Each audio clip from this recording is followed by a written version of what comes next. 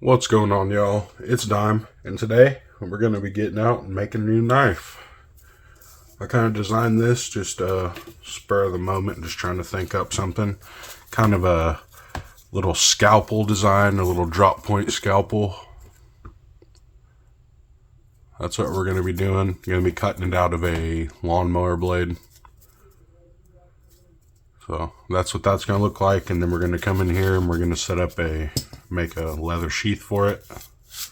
Kind of doing it in the style of a neck knife. I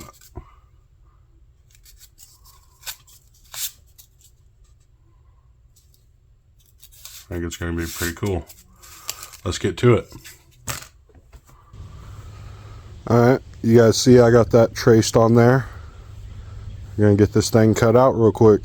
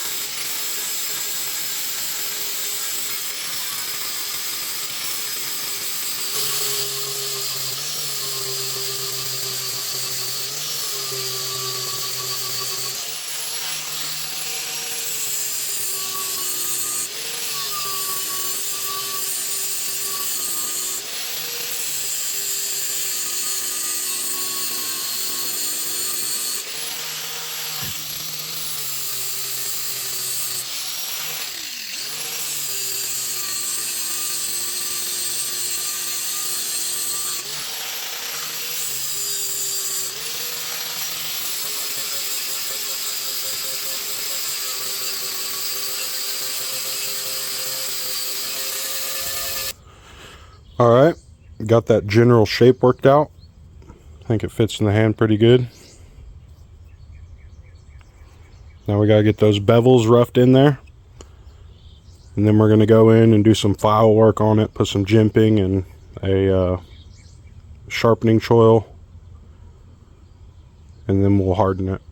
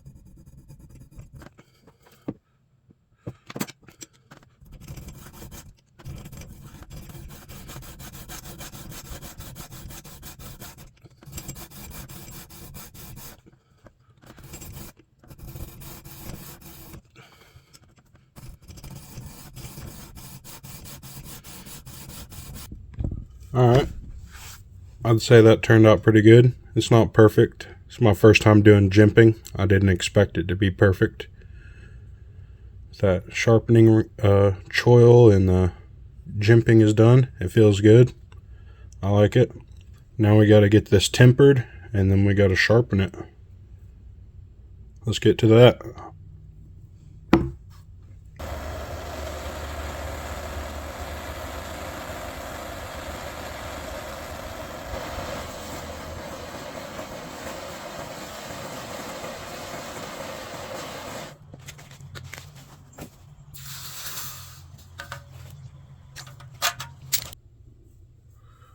Alright, y'all. I went ahead and got this sharpened up. I just used my Work Sharp Precision Adjust kit. Ran it through the different grits. 320, 600, and then the ceramic. And then after that, I hit it on the strop. Black compound, green compound. Turned out pretty good. It's not perfect, but does the job for sure. Let's get to this little leather sheath for it.